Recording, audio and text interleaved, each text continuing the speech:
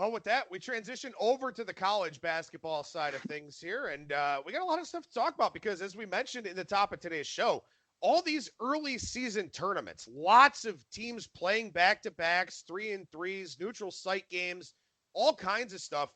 But there still are some games at on-campus sites, and that's kind of an interesting thing here around the holidays. Yeah, I wanted to mention this because around Thanksgiving, around Christmas, we always see some of these massive upsets. There's less home court advantage around this. It's always hard to quantify exactly what the difference should be in home court advantage here, but I would just say that you're going to have less fans at the game. There's obviously a lot of people traveling, a lot of students that aren't around.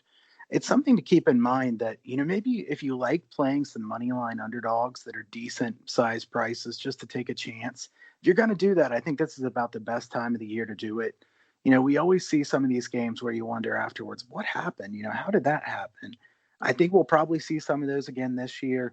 I'm not advocating just going around taking all the, teams that are plus 20 something on the money line. I'm just saying that if you do like a big underdog, maybe you want to put a little bit on the money line as well, because you will see some strange results this time of the year. Yeah, you definitely will. And of course, too, you got some freshmen away from home for the holidays for the first time. You've got, some players kind of missing out on that element of family life. And, they're having team dinners at the coach's house and whatever else. I mean, those are great, team building exercises, but, can be a little bit tough for some of these players here, too, around the holidays, being away from home, stuff like that. And as you mentioned, a great point there about home court advantage really gets cut down because the students just aren't there. A lot of students go home for Thanksgiving weekend, certainly go home for the long winter break. So definitely something to keep in mind here is that home court advantage tempered to a certain degree here at this time of the year. But as we mentioned, really this week is all about different neutral site games. And I know you've got some pretty good statistics for us here on a couple of the, the neutral sites here that have some pretty good tournament fields. Yeah, I want to mention also that the last week, remember we talked about last week with unders doing so well and wondering what would happen in the next week. Just in the past week, the under is still 173 and 144, which is 54.57%. So even with all these numbers being adjusted down, and I will say that's against the closing line. So remember that, most of these games are getting bet down and then they're still going under the total. So, obviously, listeners can tell what I'm saying there is that, obviously the under, until something stops working, you have to think that you want to lean to the under in more games than the over. And also, like I said, if you like the under, you want to play it sooner. If you like the over, you want to play it later.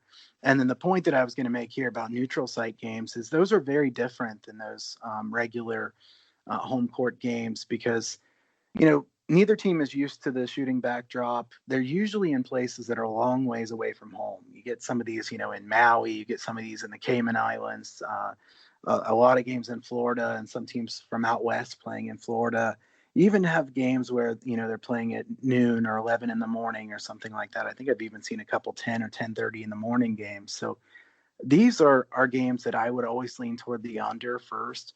It's so much that, if I like the over in games like this where you're in a neutral site with, questionable shooting backdrop, odd start time, things like that, I just pass. I can't take overs in games like that. It's either under or nothing. And I will say that there's a couple of them here this week. I know we've had some listeners ask in the past, what are some of the venues that are good for the under? The Hard Rock Hotel Riviera hosts some games this week. It's 27-14 to the under in that venue. So not a huge sample size, but I think it's pretty clear that that's a good one for the under. And then the Imperial Arena Atlantis Resort, 52 unders, 37 overs. So a pretty big sample size there. Both of those will have quite a few games played at them this week. So that's ones that you would want to keep in mind. And again, I mean, these destination type places, I mean, there are so many distractions. If you go play in an NBA arena, like there's a couple of tournaments here this week. There's one in Brooklyn at the Barclays Center. Sprint Center in Kansas City is not an NBA arena, but it's still a big size arena. It hosts the Big 12 tournament every year. I mean, those are dramatically different. Obviously, we know MSG is very good to college unders, but those are dramatically different than going and playing in the Bahamas or the Virgin Islands or Maui or something like that, where you kind of just want to take in the sights. You want to go look at all the women on the beach and everything else. You're not so much focused on playing basketball at that point in time. So Yeah, not all neutral sites are created equal. Yeah, I agree with that. And I would say, kind of what you're saying there would also make me think that when you're looking to play unders, and especially in these destination games, I also would be really careful about laying a lot of points in games like this because as Adam just said, you really wonder about, focus. Is somebody really going to be focused? Is a team really going to be focused to play their very best game against somebody who's weaker than them? And here they are in this destination where as college kids, you would likely be most excited about going to that destination rather than, trying to win the game by 20 points. So I think the under would be the way I would lean in these neutral site games. And I would also lean toward underdogs because, those favorites maybe don't really want to prove anything too big in this. They just kind of want to win and get out, be able to enjoy where they're at.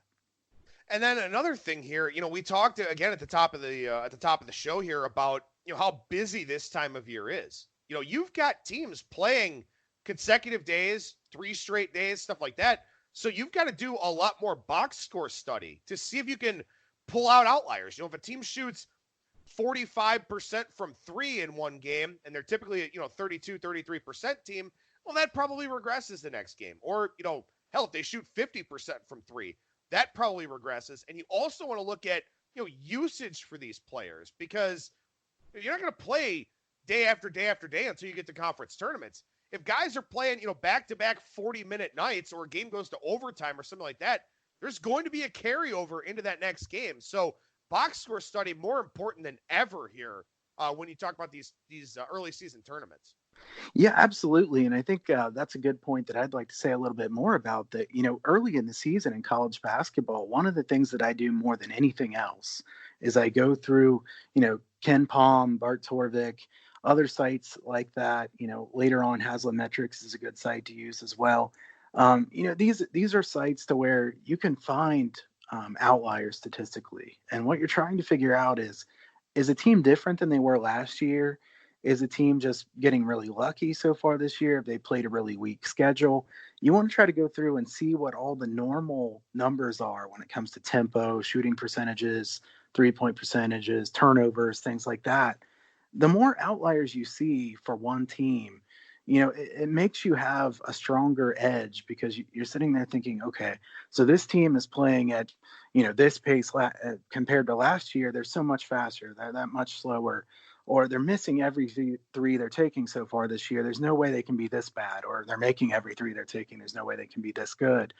You really want to look for outliers this time of the year. And I think that this is a really good time to be doing that because you've gotten now, a lot of teams have played, 5 or 6 games at this point. So we're to the point where, when we talk about it in college football, we talk about regression analysis. And there was kind of a reason I didn't talk about regression stats in college football this week is because, it's the last week of the season. And, the motivation, like we talked about, is totally different. There's a lot of different things going on. But in college basketball right now is a perfect time to start looking at regression stats. So you want to look for things like that. Obviously there are teams that are just shooting lights out that can't keep doing that. You look for unders there. I mean, there's no way teams are going to keep shooting the way they have. South Dakota is shooting 48.1% from 3-point range. There's no way that's going to keep happening. Richmond's shooting 46.1% from 3-point range. There's no way that's going to keep happening. And you go down to the bottom and you see Southern Miss is shooting 18.8% from 3-point range. Nobody's going to shoot 18.8% from 3-point range. So as many threes are taken right now in college basketball, I think 3-point percentage is a really good one to look at, especially with the new rule. And obviously, it's become very obvious at this point that the rule changes have been very helpful for the under and low scoring games. So you want to look at things that are way out of the normal and try to take advantage of that. That's the thing that I do more than anything this time of the year in college basketball is look for numbers that really just stand out. Well, and something that I love about Bart Torvik, and again, I know everybody uses Ken Palm, but I love Torvik. I mean, Torvik is my go-to here. But when you go to the specific team pages, just about everything is color-coded. If it's a really good stat, if it's a really bad stat, it's color-coded for you. So you can see, as you mentioned, some of those different areas of positive or negative regression that are likely coming for a team. Even if you go to the team stats page, you've got all of those color-coded. And in fact, even under the FAQ heading, and I think this is a really cool feature, Bart Torvik even has a colorblind friendlier page because the colors are, there's a lot of red on the page. So even has a colorblind friendlier page for any of our listeners that may be dealing with that. But I love that. I love that you can see it. I know you've talked about the trend of game scores, and you can see how a team is playing, if they're starting to trend up, if they're trending down.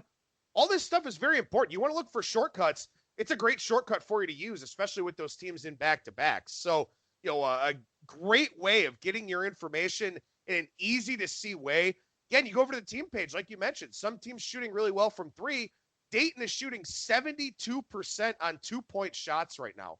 That's almost 9% better than anybody else in the country. Of course, they play early here, so our listeners won't hear this before their game against Georgia. But you can go to the team stats page, sort the column headers, and look for these teams that are going to experience regression in one way or another. And as we get more sample size, more data points, a lot of regression to the mean will be happening. Absolutely. And I think that this is an important point, because if people just do that, if you just go to Ken Palm, you just go to Torvik, something like that, you look at the other thing I like about Torvik is those line graphs where you can look at a trend like pace or things like that.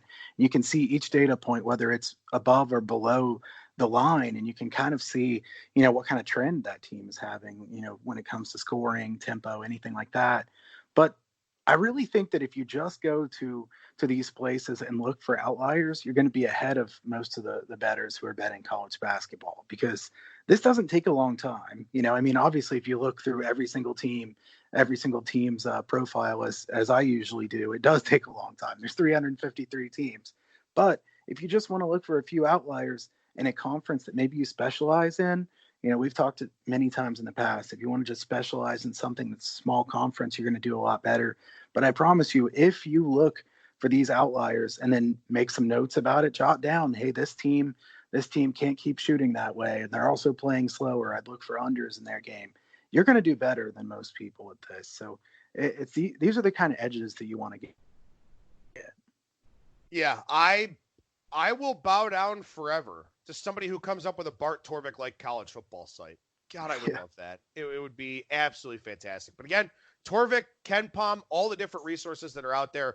A lot of very important stuff here at this time of the year. And of course, as we get some more data points, some more sample size here too, we can start talking about the big strength of schedule discrepancies that are out there.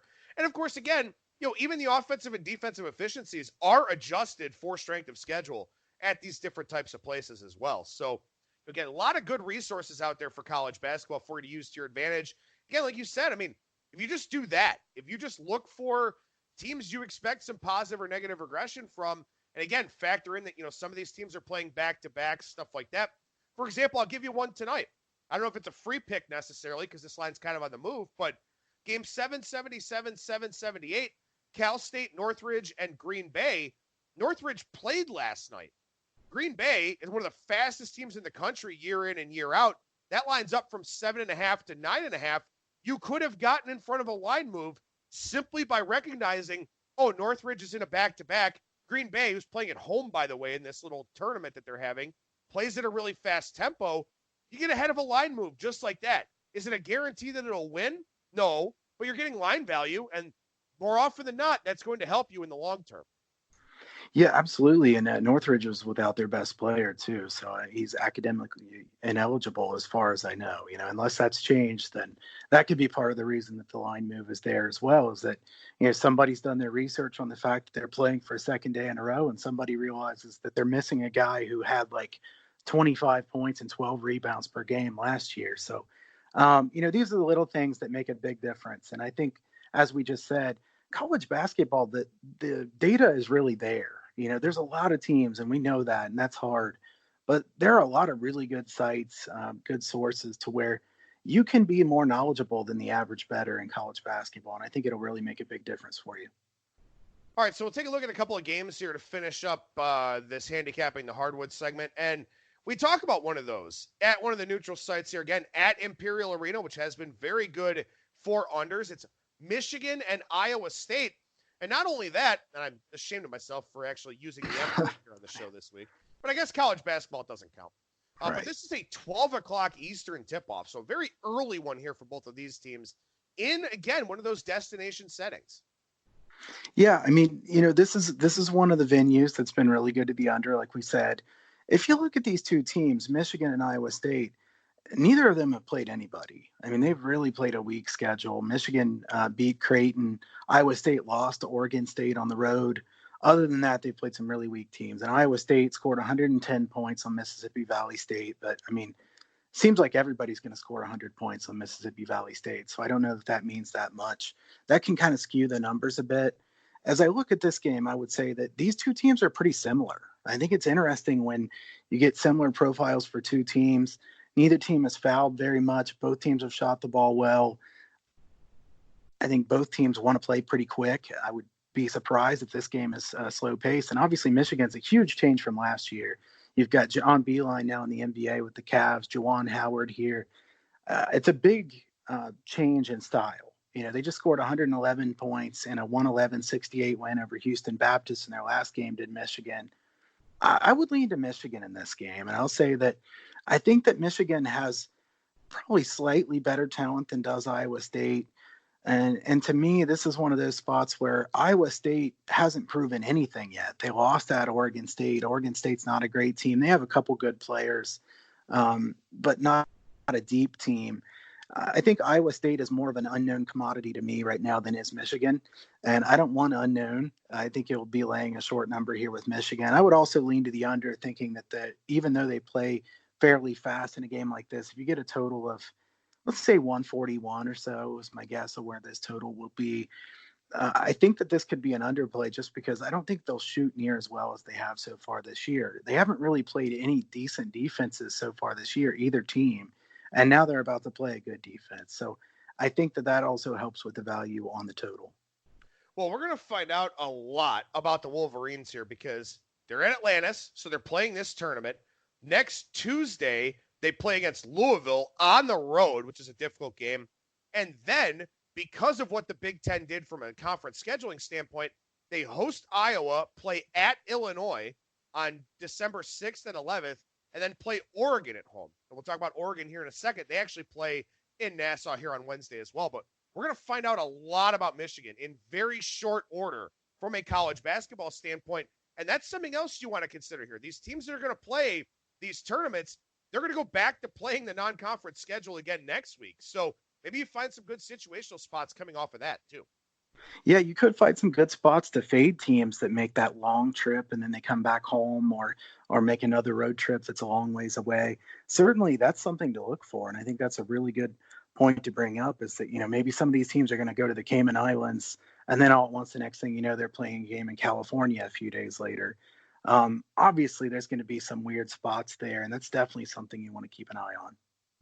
All right, so another game there in Nassau on Wednesday I just want to take a quick look at here, and that's Oregon and Seton Hall. And I mean, Miles Powell is a man. I mean, he's been phenomenal for Seton Hall already here so far this year. He was great in that game against Michigan State, where everyone thought he wasn't going to play. Right. Then all of a sudden, he's a game-time decision, goes out there and puts on an absolute show. But as far as teams that have impressed me in college basketball so far, Oregon is near the top of the list. I mean, they have not played a complete doormat like just about everybody else in the country has, and they've won almost all of their games comfortably. And in fact, you could say that they won their game against Memphis pretty comfortably too in Portland. Now, they haven't played outside of the state of Oregon yet. They'll get a test here from Seton Hall in the Bahamas on Wednesday, but I've been very impressed with Dana Altman's team, and I'm very impressed with the strength of schedule so far. Yeah, I think Oregon's a really well-coached team. I think Altman's a very good coach. I like that he mixes up his defenses. I'm surprised that more coaches don't do this, to where you play man-to-man a little bit, you zone, then you press, you back out of the press. It makes it hard for the opposing team if they don't really know what's coming at them, and Oregon's very good at doing that. They've been a lot better offensively so far this year. If that continues, if they keep shooting the ball as well as they have been, which they probably aren't going to keep shooting 43% from three-point range, but in general, if they stay as improved on offense as it looks like they may be, this Oregon team's really dangerous. I mean, we saw what they did last year. I mean, Virginia had a hard time with them, and what was it, the Sweet 16, something like that. So, I mean, Oregon was really good last year, late in the season, and it seems like there's been a lot of carry through. The first thing I was going to say about Seton Hall is what you just said, that I remember Miles Powell was supposed to be out indefinitely or maybe for a month or two. And then all at once he's just playing in the very first game after that. I definitely certainly wonder if there was some gamesmanship going on there. But, Miles Powell, tremendous player. I don't think the Seton Hall has as many good players as does Oregon. So my lean here would be to Oregon and probably the under as well. But, Seton Hall certainly has the best player on the floor, and that can get you pretty far sometimes as well. It is pretty amazing to look at Oregon's body of work here so far and keep in mind that, this was a team that was 15-12 at one point last year, 6-8 in conference play, then rattled off a 10-game winning streak to get to the Sweet 16. This is how they're starting this year. Basically the way that they finished last year, like you said, kind of an interesting team here. And we've shit on the Pac-12 a lot in college football and college basketball here on the shows, and Oregon looks legit, and we'll see how they do here with Miles Powell in that game on Wednesday. One more game to highlight here as we look all the way ahead to Friday. Interesting one. This one's not as far under the radar as some of the games we talked about last week, but this is still, a very interesting game here coming up later in the week between Utah State and St. Mary's. Yeah, I like this game because it's a clash of styles. We talked about Michigan and Iowa State, and they're basically playing the same way. You definitely can't say the same thing for Utah State and St. Mary's. Utah State wants to play fast. St. Mary's always plays very slowly. We know that. St. Mary's is really efficient on offense. Utah State has a big height advantage, especially if Neemias Queta plays. I think that's his name. I apologize if I pronounce that incorrectly, but he's a very good player in the front court, very long, excellent defensively, a good rebounder. He hasn't played so far this year. He's listed as questionable. Some people have said that they think he will play again soon, but I don't know exactly when he'll play. You definitely want to keep an eye on that. If he plays here, I like Utah State in this game. I think that he gives them just a very big edge because they're already a team that is pretty good in the front court, even without him. And with him, they're very good in the front court. St. Mary's, kind of a guard-oriented team. They shoot the ball very well. I think that St. Mary's, though, is not nearly as good on defense as Utah State. And I think Utah State will be catching some points here. This isn't a great spot as far as travel for them, obviously going to St. Mary's. Not a really far travel, but Utah State has played some big games on neutral courts here. I wonder how many points we'll get. If Utah State's 4.5, 5-point underdogs here, I would definitely lean to Utah State.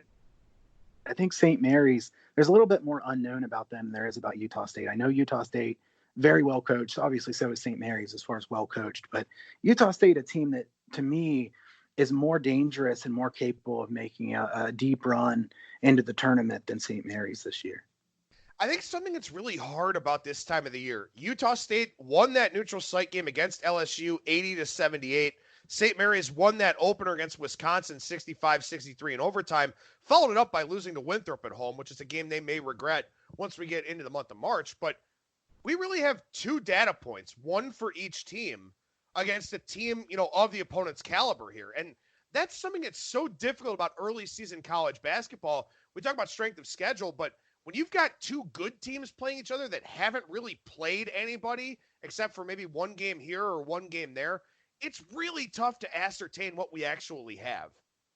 Yeah, I agree with you. I think that's what's difficult about this time of the year is so many teams have played a really weak schedule, and you can't really, does it mean anything that Utah State blew out North Carolina A&T? No, it really doesn't. That doesn't make any difference in this game. It doesn't mean anything that they blew out a really bad Denver team 97-56. Certainly not.